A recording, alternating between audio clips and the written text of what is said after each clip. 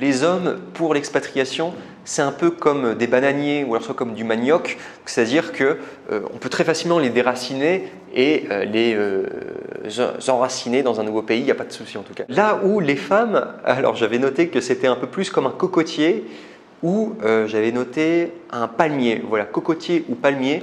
Parce qu'en fait, vous imaginez déplacer un cocotier, déplacer un palmier, c'est beaucoup plus compliqué. C'est pas impossible, mais c'est vrai que le déraciner pour aller l'enraciner autre part, c'est vrai que c'est complexe. Eh bien, rebonjour, c'est Stanislas d'Anjou. Alors, je fais cette vidéo en écho donc à la dernière vidéo que j'avais faite parce que j'avais terminé sur mon e-book et j'expliquais que donc ça, c'est les nouvelles versions. Et cette fois-ci, eh bien, il faut savoir que j'ai décidé de mettre une famille sur la première de couverture pour vous dire que le Paraguay, ce n'était pas simplement pour si vous êtes homme célibataire, mais aussi si vous êtes une femme aussi, pourquoi pas. Voilà, si vous venez aussi en couple, pourquoi pas. Si vous venez aussi en famille. Et ça m'a inspiré pour vous faire cette vidéo donc qui va parler d'expatriation, le taux de réussite. Parce que récemment, j'ai regardé une vidéo donc, sur la super chaîne de Julien de ZAI-TV pour ceux qui connaissent. Il a fait une interview avec Charles de Ripper et donc du coup, il parlait de manière crue de l'expatriation et j'aime beaucoup leur franc-parler. En tout cas, je trouve qu'il y a pas mal de choses qu'ils disent qui sont intéressantes. Et ils parlaient de l'expatriation et ils expliquaient que l'expatriation, ce n'était pas pour tout le monde. Et ils avaient avancé des chiffres qui étaient très intéressants, donc je vous mettrai le lien de la vidéo si jamais vous avez envie de le voir, avec également le timecode parfait du coup pour que vous sachiez, c'est à ce moment-là en tout cas qu'ils en ont parlé.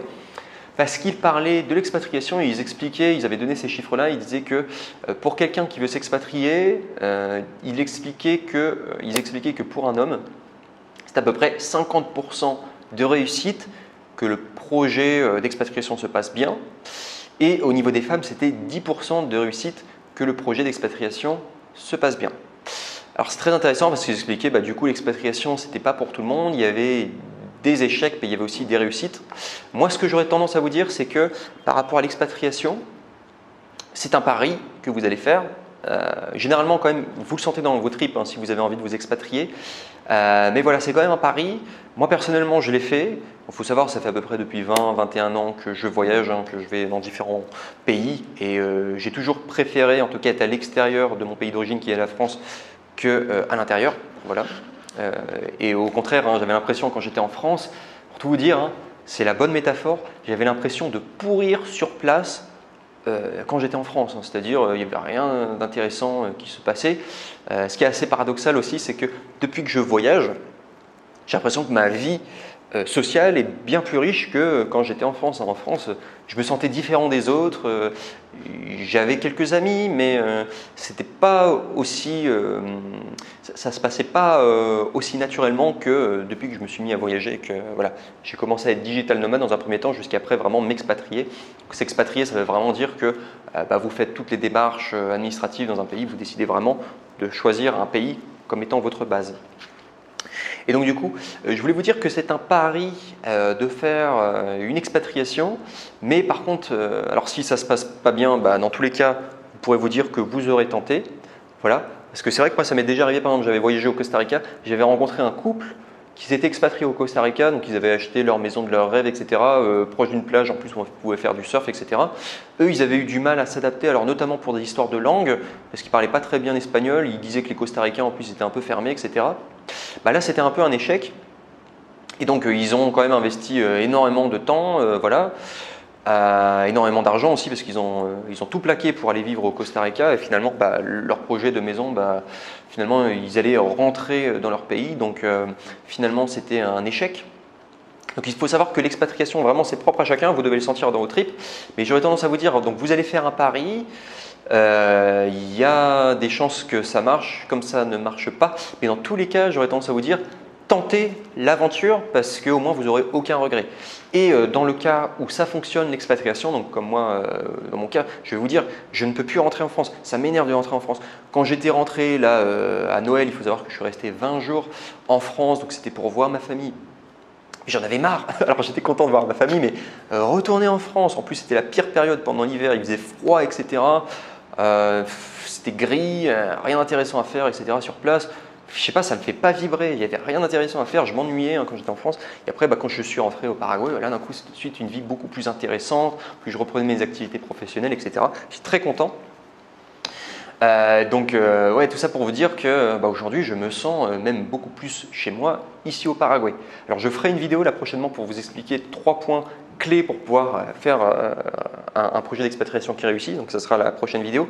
Mais juste pour revenir sur les chiffres. Donc, 50% des gens qui s'expatrient, finalement, c'est un succès. Là où 50%, ça ne sera pas un succès. Là où, et aussi les femmes, donc 10% c'est un succès et 90% c'est un échec. Donc je voulais rebondir sur ce qu'avaient dit Julien de Zay TV et Charles de Ripper. Donc déjà, qu'est-ce qu'ils entendent par expatriation? Est-ce qu'un succès dans l'expatriation, c'est quand au bout de 5 ans, les gens sont toujours contents de leur projet et ça continue? Pour moi, ça devrait être la vraie définition en tout cas de l'expatriation. Dans leur cas, de dire que l'expatriation a été réussie, donc ça voudrait dire que ça fait plus de 5 ans que vous êtes dans le pays et finalement ça se passe bien. C'est vraiment la preuve tangible que vous avez réussi votre projet d'expatriation. Eh bien, je voulais rebondir sur le fait que, parce qu'il parlait des femmes, moi personnellement, donc j'ai déjà accompagné des femmes à faire leur papier administratif ici au Paraguay. Je l'ai senti dans leur personnalité qu'elles étaient faites pour s'expatrier. Donc c'est assez intéressant. Donc voilà pourquoi, conclusion de cette vidéo. Donc si jamais vous venez en famille ici au Paraguay, de toute manière, parfois vous vous expatriez parce que tout simplement dans votre pays d'origine vous en pouvez plus. Vous dites que de manière il faut fuir. Donc dans ces cas-là, l'expatriation, si ça se passe déjà mieux que dans votre pays d'origine, ça sera déjà un succès, ce sera un grand succès. Et je pense qu'on est tombé tellement bas en Europe, notamment en France, que je pense que c'est facile de faire mieux, en tout cas dans votre expatriation. Et si dans le cas où ça se passe super bien, tant mieux, dans ces cas-là, vous serez aux anges, parce que moi, dans mon cas personnel, j'adore être expatrié, je trouve ça super riche. Je m'imprègne d'une nouvelle culture, je suis passionné aussi par les langues, etc. J'adore aussi découvrir des choses. Pour moi, c'est un super move que j'ai fait en tout cas dans ma vie et je suis très content en tout cas de mes choix. Mais voilà, j'aurais tendance à vous dire, si vous venez en famille, super important, faites bien attention que, parce que généralement dans un couple, c'est l'homme et la femme qui décident, bien évidemment, faites bien attention que votre femme vous suive et qu'elle ait aussi envie elle-même de s'expatrier et qu'elle n'ait pas eu envie de s'expatrier juste pour vous faire plaisir. Parce que, alors j'avais pris des notes pour faire cette vidéo, mais la métaphore c'était que les hommes pour l'expatriation, c'est un peu comme des bananiers ou alors soit comme du manioc, c'est-à-dire qu'on peut très facilement les déraciner et les enraciner dans un nouveau pays, il n'y a pas de souci en tout cas. Ils vont pouvoir pousser, il n'y aura pas de souci. Généralement les hommes, généralement ça se passe bien. Quand ils veulent s'expatrier, parmi toutes les personnes que j'ai accompagnées, ça se passait bien. En tout cas, là aujourd'hui, il y a un suivi, on est toujours en contact, etc. Et je vois que ça se passe bien en tout cas. Et je les sens bien, là, au bout de 5 ans, d'être toujours satisfaits de leur choix. Là où les femmes, alors j'avais noté que c'était un peu plus comme un cocotier ou j'avais noté un palmier. Voilà, cocotier ou palmier, parce qu'en fait, vous imaginez déplacer un cocotier, déplacer un palmier, c'est beaucoup plus compliqué.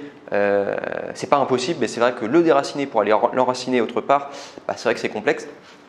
Donc voilà pourquoi j'aurais tendance à vous dire, vraiment, l'expatriation, c'est propre à chacun et vous devez vraiment le sentir dans vos tripes, vous devez être prêt, vous devez vous dire, ça va être bon.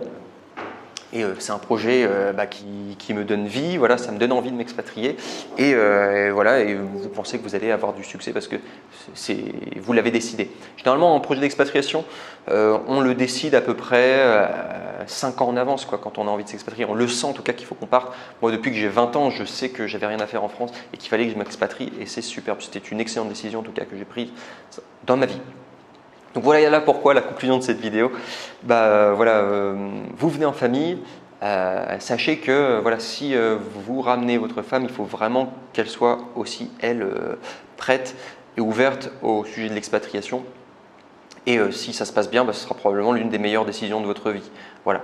Et si je peux vous accompagner à réussir correctement la décision probablement la plus importante de votre vie, l'expatriation, sachez que donc sur Expat Paraguay, alors non seulement dans le premier lien, vous allez pouvoir accéder à une page de présentation où je vous présente les différents services que je propose, donc par rapport au Paraguay, qui sont excellents, en tout cas au prix juste, 100% légal. Et si jamais vous avez envie de lire ce super bouquin, donc du coup Paraguay, mode d'emploi pour une expatriation réussie, eh bien sachez que c'est 2 ans de mon expérience au Paraguay, en plus il y a eu des actualisations.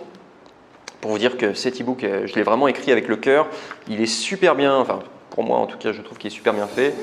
Je vous invite à le lire en tout cas, et voilà, c'est 40 pages et vous allez pouvoir vraiment découvrir ce beau pays mystérieux qui est le Paraguay, en espérant que ça vous plaira. Je vous dis à très bientôt. Ciao ciao.